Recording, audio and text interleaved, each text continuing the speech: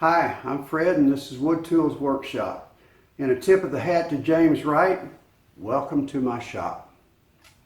James has the YouTube channel Wood by Wright, in which he provides a wealth of information on woodworking hand tools, both how to use them and how to build them.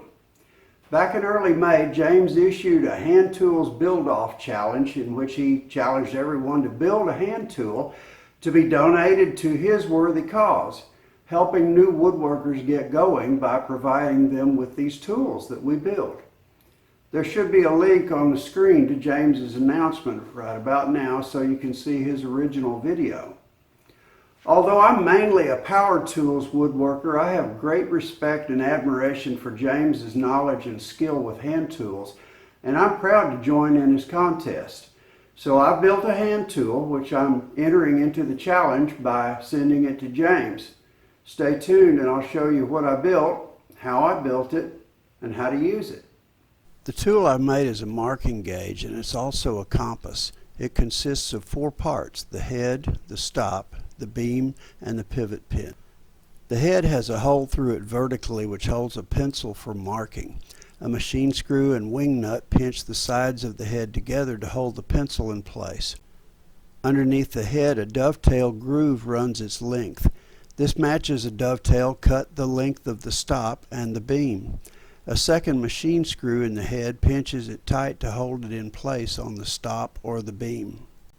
To use the tool as a marker, you position the pencil so that its lead extends just past the bottom of the head and tighten its wing nut until it's secure.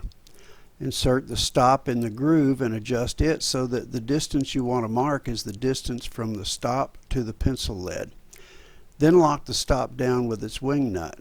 Move the marker along the edge of your workpiece, keeping the stop flush against the side and the pencil lead touching the top of the workpiece. To use the tool as a compass, insert the beam in the groove. Choose which hole in the beam you will use and adjust the head so that the distance from that hole to the pencil lead is equal to the radius of the arc or circle you want. Adjust the pencil so that the lead extends just past the bottom of the beam. Put the pivot pin in the hole you chose and set the compass on your workpiece so that the pivot pin comes through the bottom of the beam and into a pre-drilled hole in the workpiece at the center of your arc or circle. Then move the head in a circle around the pivot pin. I used 3/4 red oak for the stop and the beam, but for the head I needed a hardwood block at least 1 1/4 inches thick. For that I turned to this box of cutoffs I got from Rockler. I'm not familiar enough with hardwoods to be able to identify this piece on site, but it's the right width and hardness for what I need. I cut the mystery wood down to 1 1/4 by 1 1/2 by 3 and cut the stop and rail together as 1 2-foot length of red oak 1 1/4 inches wide. I cut the dovetail in the head first, setting the bit slightly off center and reversing the board for a second pass to widen it for better stability.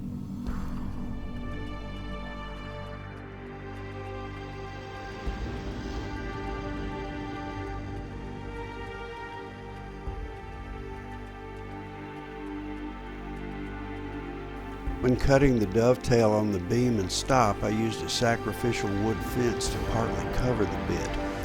I ran both sides across the bit and then measured, moving in slightly until the dovetail matched the groove on the head.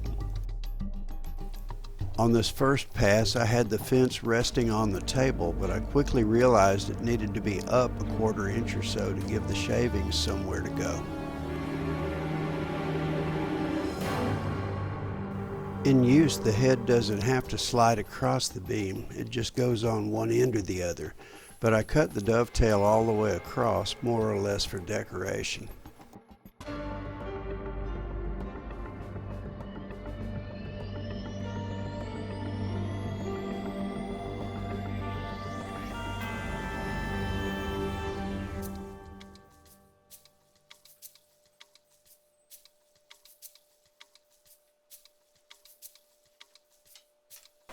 Next, I drilled a 5/16 hole for the pencil.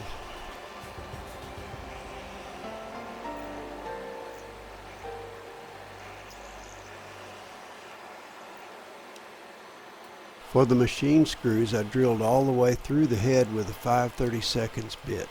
This is slightly smaller than the screw and would allow it to self-tap as it screwed into the wood. Then I set a depth stop on the drill press and drilled halfway back from the other side with a 7/32 bit so that the machine screw would only have a grip on one side of the head. This would let it serve its purpose of pinching the head together to grip the dovetail. A curve cut the length of the head from the bottom to about 3/4 of the way up would enable the screw and wing nut to pinch the sides to the dovetail. A vertical curve cut from the front to a little past halfway would enable the other machine screw to pinch the head and hold the pencil in place. Finally, a horizontal curve cut from the front the same distance as the vertical cut would keep the pencil's machine screw from tightening down on the dovetail. And a little rounding and shaping to make it fit your hand better.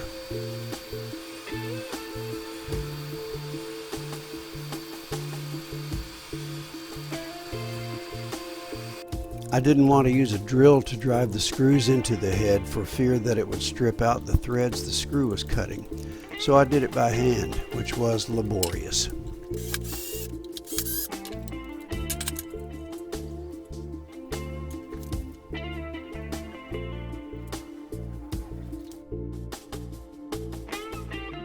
At this point, I separated the stop from the beam and drilled the holes in the beam.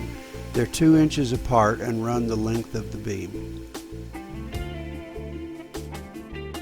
For the pivot pin, I chose a 5/8 inch hardwood dowel and a 6-penny finishing nail. I made a jig for the dowel to hold it upright while I drilled a hole in its center, or almost its center, for the nail.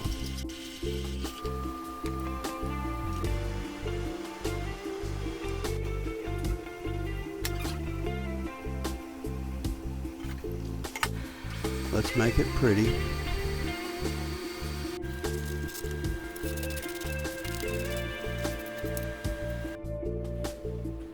Test drive. James Wright's hand tool building challenge is open to everyone. You don't have to be a YouTube woodworker to join in. If you want to get in on it, as of today, June 16th, there's still time. The deadline is July 1st.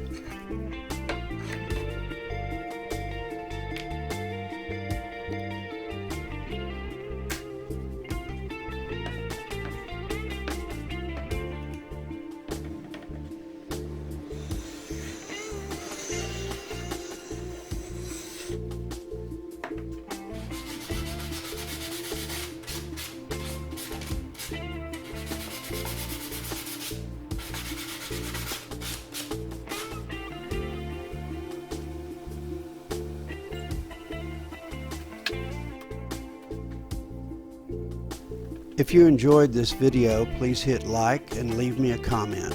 If you're not subscribed, please do so. I've got a couple of wonderful projects waiting in the wings, ones I think you're going to love, so be watching for them. See you soon.